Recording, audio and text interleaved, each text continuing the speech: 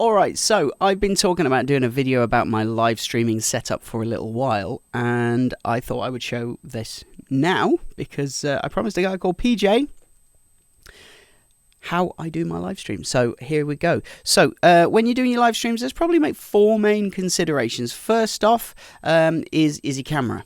We're going to talk about that. Secondly is your audio. Thirdly is the lighting. And fourth, something that's often missed, is your background, okay? Not for it to look fancy, but just for it not to mess things up, okay? So let's get cracking. First off, I'm going to talk briefly about the camera. You can use your webcam if it's quality, go for it.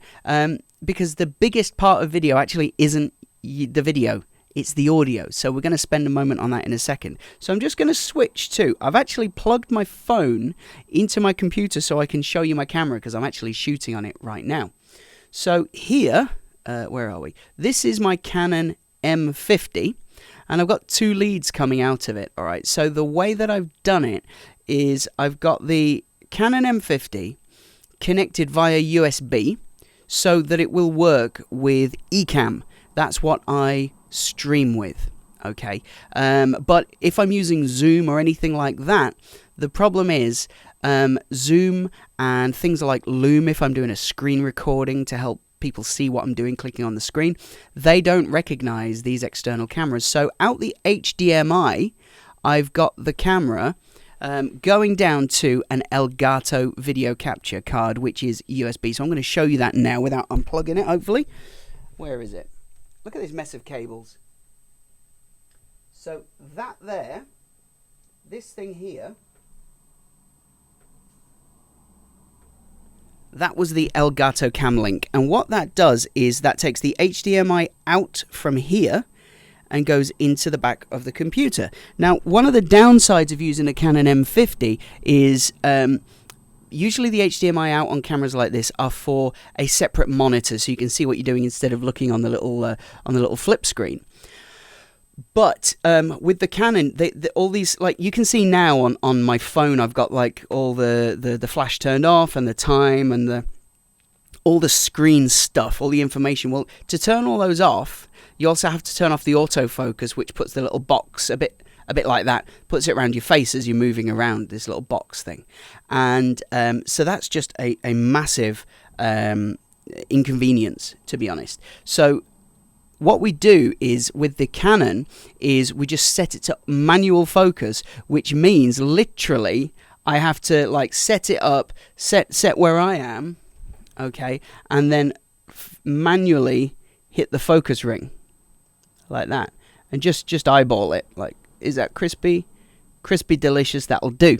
Now, if I wanted to show you something up close, I would actually have to refocus because the focus point is still back over here with me because it's not doing the autofocus business. All right, so that's a consideration. Other cameras do have a clean out HDMI output, so ones like some of the Sonys and all this. So that's a consideration. Okay, now that goes into the Elgato Cam Link, which means if I'm screen recording or anything, Skype, I can select that as a source, as a video source, and it looks, like I said, crispy delicious. So that's the camera setup. Now, if you just have a good webcam, like there's some good Logitech ones and stuff like that, if you go on YouTube, in fact, let's quickly find one now. There's a channel called Think Media, and they always have good camera info like this for using proper cameras and webcams. So if you go to YouTube, type Think Media webcam, what they'll do is you'll get some good videos. Here we go. Look, let me switch to my screen. What am I doing? Where are we? 2. Let me look on here. There we go. So the ultimate live streaming equipment checklist. So they're showing how they use a Sony there, how to stream with a video camera or DSLR.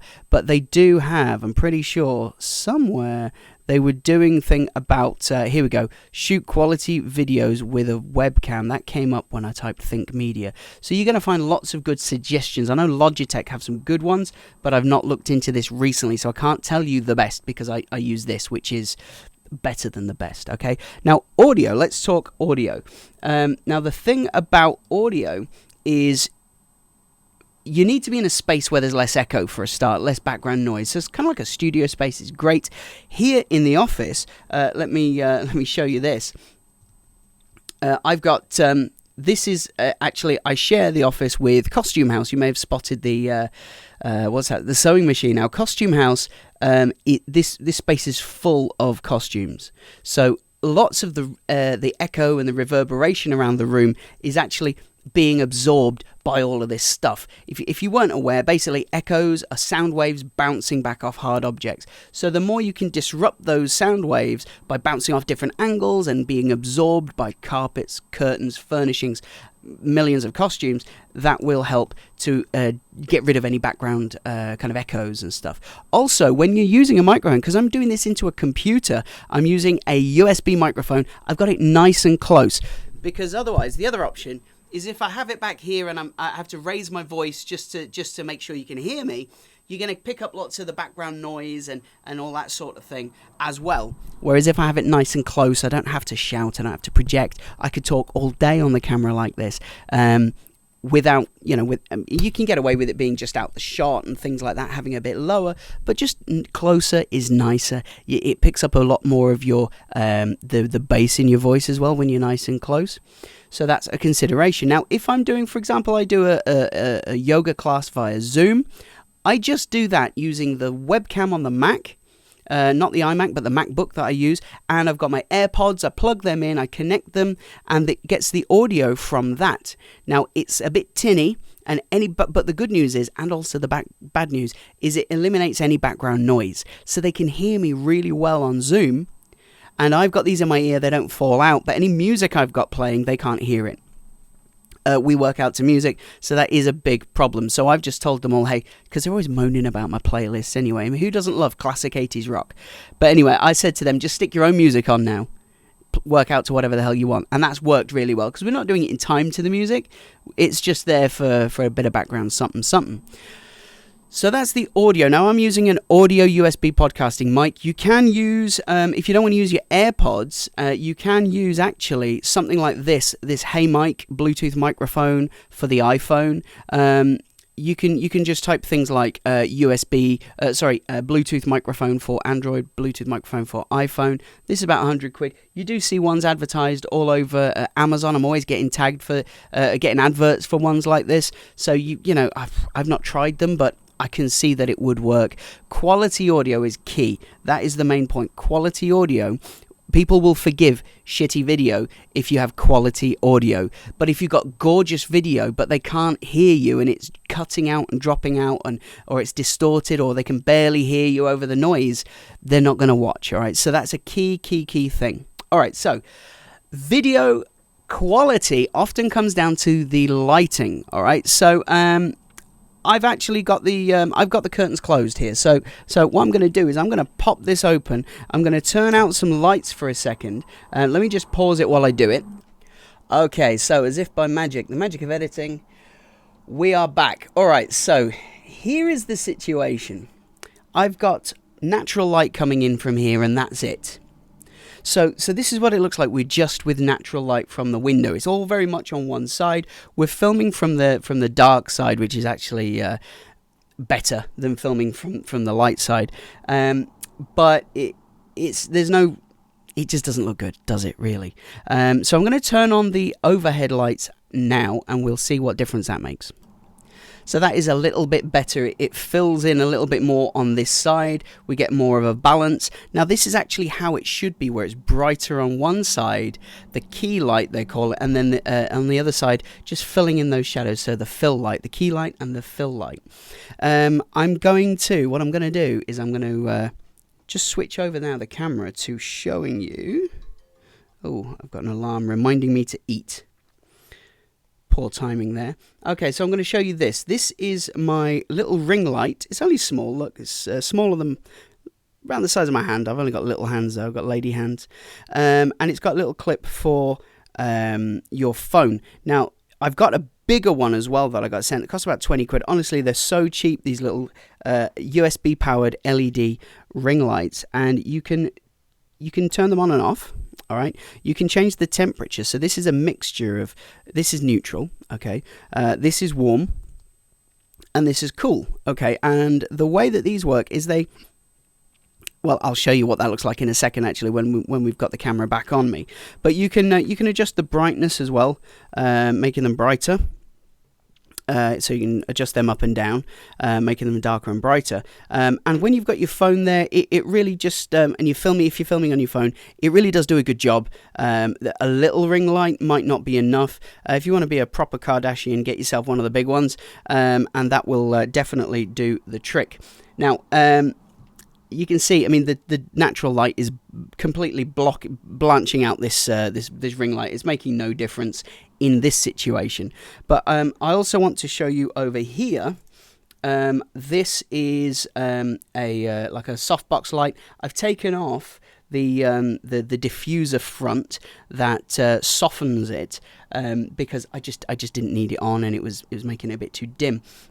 I only turn on 2 of these bulbs, because on the back there's a switch where you can choose, 2 or 4 of the bulbs, and that came as a part of a kit. 2 that go on stands. There's one just over here, you can see it just there. That one isn't being used at the minute, but I would put that one on the floor. It also came with all backdrops and whatnot that I'm not using at the minute. Came as a kit for about 40 quid, something like that. So they're really handy. The backdrops have a frame that come with them as well. So if you really want to work on like your backdrop and everything, especially with a green one where you can drop in green and stuff like that, it really is helpful to get a kit like that, because a light on its own is probably 15-20 quid, and these give off a ton of light. So I'm going to turn that on now. Actually, let's pause this again. Now I've turned that on, but the problem with natural light is you can't rely on it. Natural light is good because it doesn't make things go all like flickery and fuzzy. If I put back on my phone, can you see how, especially if I switch to like slow-mo, see how it's all kind of, the frequency of the lights is messing up the camera. But if I do it outside, there's no problem. So natural light is good because it's not going to mess up your shot, but at the same time it can get bright, it can get dark, and when you're editing as well, if you're not doing everything streaming, but if you're editing it afterwards, the change in the light really can mess stuff up, and you might have to like reset things. Pardon me. So what I try and do is I try and be in control of the situation. So I actually I just close these blackout curtains that I've got. So let's do that now. Okay, so you can see already that is much better. It's worth just taking a second, check everything's hanging straight. Check everything's hanging straight and that it's not a distraction, it's not moving around. Let it all settle before you hit go. You don't want things to be a distraction. Same as the background, actually. I'm going to turn the lights on the background now. And what they do is they give a bit of something to look at, but they're not competing for attention. They're pretty much stationary. It's not too busy. Once you've seen it, you've taken in all the heroes and whatnot. And sometimes I turn the lights on this Iron Man mask. But it's fairly simple. Now, the background, if there's a light behind you that's too bright, that's going to put you in silhouette. So that's why it's worth thinking about your background a little bit. I think we've covered pretty much everything. Now, if you're doing workouts and stuff, a wireless option is probably quite good for you. I was looking at this one here. If I go back to the screen, there is this one over here. This wireless microphone for computers, and it's USB.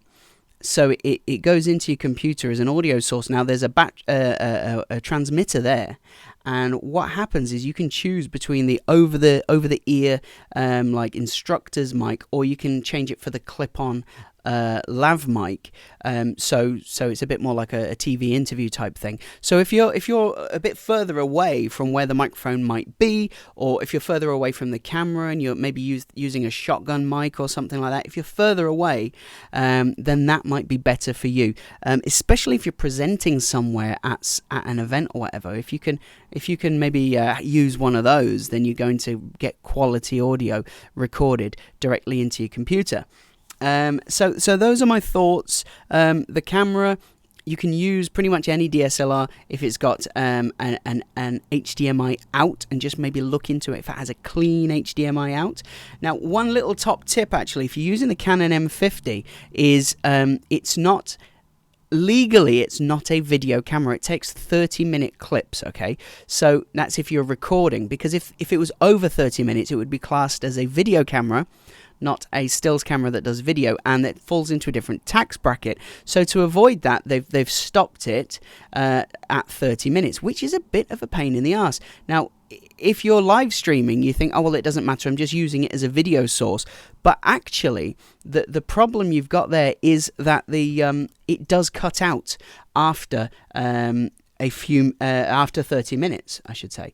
So now, with that being said, there is a little hack that you can do. So I'm gonna show you this hack for the Canon EOS M50 to stop it from auto shut off, because you have to go press the button to wake it back up, which looks a bit crap if you're presenting a webinar or something, or if you're live streaming for over 30 minutes. So let's go back to the computer and I will show you. What you do is you need a utility called the EOS utility. So EOS utility 3. Have I just launched that? There it is. EOS utility 3. Now what happens is you just run that and just leave it running in the background. You don't have to do anything, and because that's open, it stops your M50 from doing the auto shutdown after 30 minutes. So you can just open that and then just leave it open, and that will stop your M50 from going into shutdown. Literally that, and the fact that the auto pause has to be turned off, the auto focus has to be turned off, is the only downside to using the M50.